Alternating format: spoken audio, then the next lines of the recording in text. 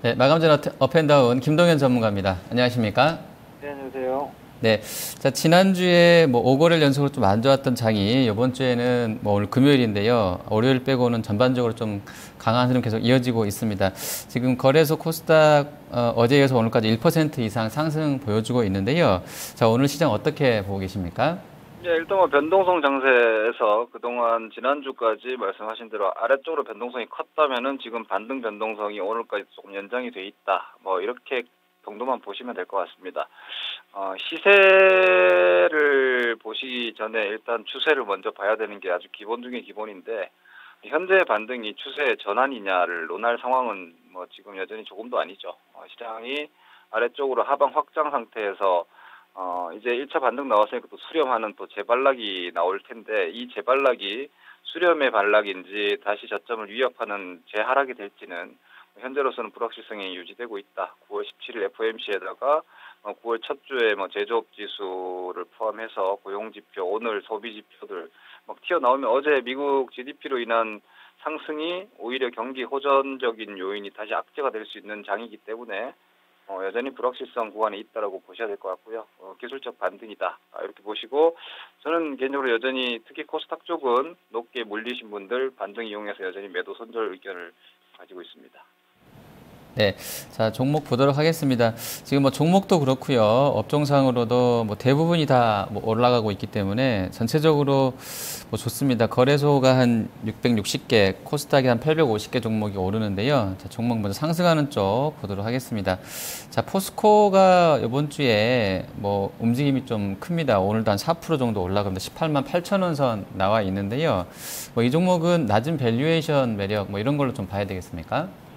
밸류에이션 매력은 뭐 보너스가 될 것 같고요. 배당 수익률과 관련한 또 안전 마진권이라는 측면에서도 매력적인데 중요한 거는 지금 사실 변동성 요인들이 9월 달에도 유지될 수 있고 이것이 뭐 9월 FOMC에서 금리 인상을 하지 않는다라면 불확실성이 10월 달까지도 연장될 가능성이 있음에도 불구하고 전일 베네수엘라의 어떤 오펙 회의 요청이라는 재료를 가지고 쇼커버 시세가 상품 시장에서 나왔다라는 측면이 좀 특징인 것 같습니다. 이런 부분들이 이후에 글로벌 금융시장의 변동성이 좀 더 나오더라도 상품 가격이라든지 혹은 원천적으로 경기는 그렇게 패닉이 될 상황은 아니다라는 믿음인지 모르겠지만 상품 쪽 원자재 쪽 움직임들이 이 시점부터 만약 금융시장 변동성보다 약화되거나 혹은 반등 여력을 좀 더 연장한다라면은 스타일 계속해서 말씀드렸던 현재 시장에서 가장 하반기 관건한 스타일 로테이션,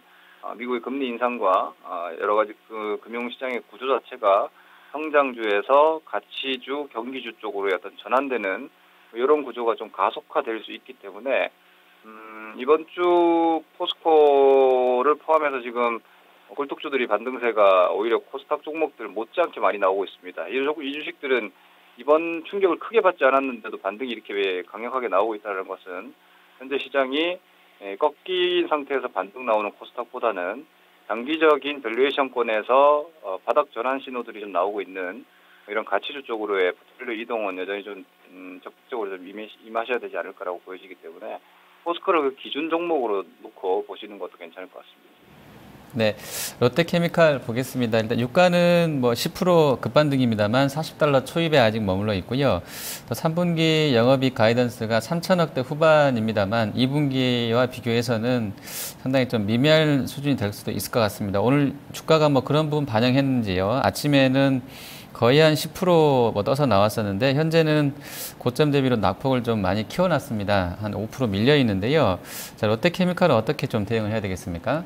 네, 일단 뭐 롯데케미칼 화학주 같은 경우 범용 화학 제품군을 생산하는 기업이기 때문에 일단 뭐 경기주라고 볼 수 있을 것 같습니다. 시클리컬의 대표적인 종목이라고 볼 수 있는데 이 종목 같은 경우에는 장기적인 낙폭 과대는 아니죠. 가격 메리트는 상대적으로 좀 없는 편이고 그리고 올 상반기에 아주 뭐 크다면 클 수 있는 시세가 이미 한번 나와 있기 때문에 가격 메리트는 좀 적습니다. 그런데 지금 경기주 쪽에서 가격 메리트가 월등한 종목들이 있기 때문에 뭐 시장에서 외국인이라든지 큰 외국 뭐 메이저 자금들의 바로미터 역할은 포스코와 함께 할 수 있겠지만 실전적으로는 이렇게 많은 분들이 선호하시고 혹은 매매에 대한 어떤 주목도가 좀 높은 이런 대형 롯데케미칼 같은 종목들보다 이쪽에 숨어 있는 경기형 가치들이 훨씬 더 많이 있기 때문에 좀 더 신선한 종목, 가치주 쪽에 대한 종목 선정 작업은 계속 진행돼야 될 것 같습니다. 자, 하락 쪽 보도록 하겠습니다. 아모레퍼시픽이 뭐 얼마 전에 나왔던 뭐 요커 다시 들어온다라는 재료들, 그리고 뭐 중국의 금리 인하라든지 또 한국의 내수 진작 정책 나오게 되면서 어제까지는 뭐 상당히 급등했었는데요. 오늘은 한 1%좀 쉬어갑니다. LG생건도 좀 같이 밀리고 있는데요. 이 종목은 좀 어떻게 봐야 되겠습니까?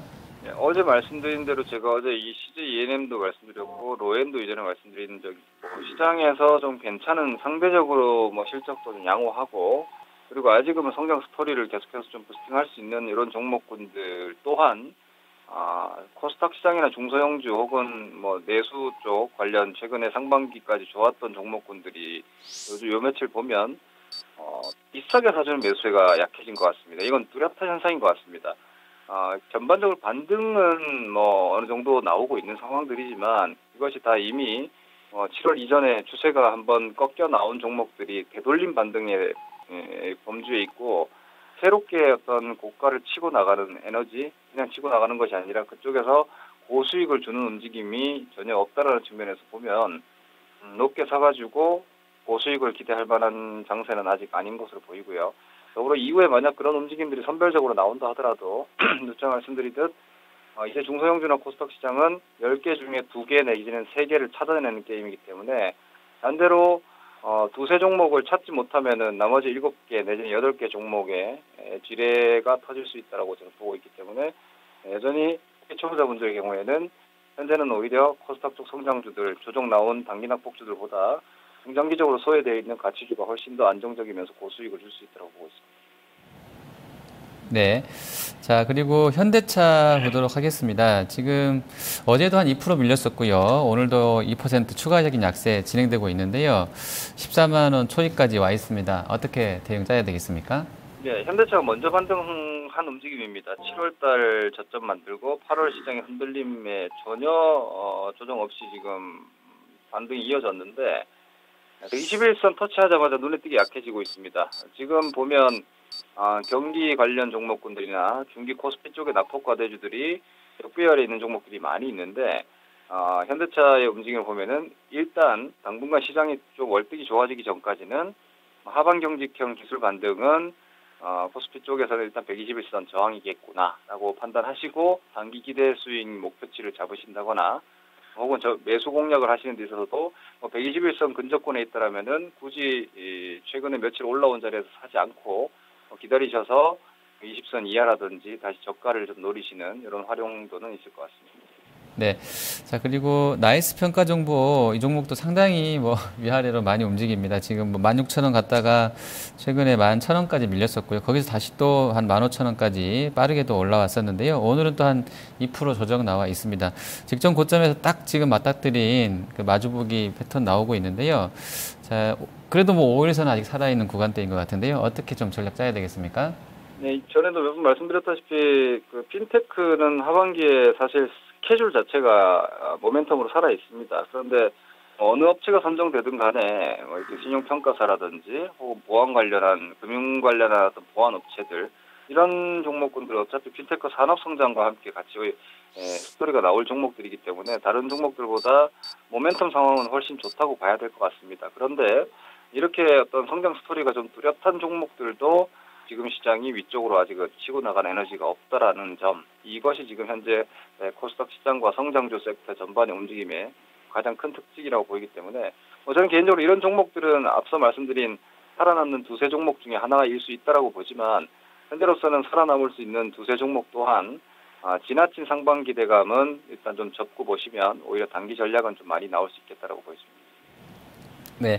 자, 전략 여쭤보겠습니다. 지금 뭐 거래소는 그대로 한 1%권이고요. 코스닥은 다시 조금 더 상승폭 좀 키워내고 있습니다. 690선 부근까지도 갔다 왔었던 상황인데요. 자, 어떻게 주말 앞두고는 어떻게 좀 포지션을 가져가야 되겠습니까? 예, 주말이자 월말이죠. 다음 주 월요일이 바로 말일이니까 윈도 드레싱 같은 거 신경 안 쓰시는 게 맞을 것 같고요. 변동성 장세가 끝났느냐를 판단하시는 게 제일 중요할 것 같습니다. 현재는 변동성 장에서 지난주 밑으로 갔다가 이번에 위쪽으로 왔기 때문에 다음번 변동성이 유지된다면 아래쪽으로도 움직일 수 있는 시장이기 때문에 여전히 리스크는 제거된 시장이 아닌 걸로 저는 보고 있고요. 9월달에 일정들이 일단 9월 FOMC는 여전히 불확실해졌습니다. 12월 얘기가 오히려 다시 또 9월 강화가 될 수 있기 때문에 지금 호재도 악재로 바뀔 수 있고 악재도 호재로 바뀔 수 있을 만큼 불확실성이 크다라면 메이저들은 이런 시점에서 그렇게 공격적으로 사지 않을 거라고 여전히 예상하고요.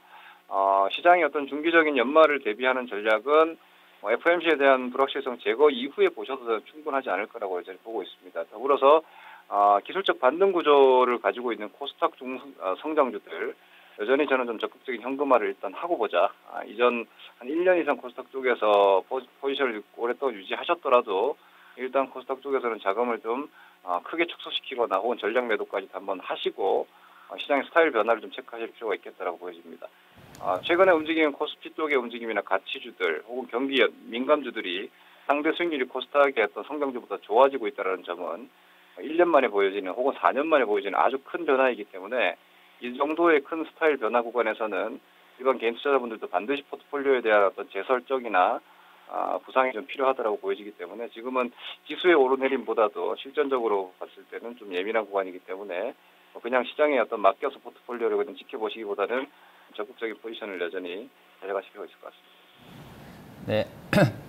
네, 알겠습니다. 오늘 말씀 잘 들었습니다. 네, 고맙습니다. 네, 마감전 업앤다운 김동현 전문가였습니다.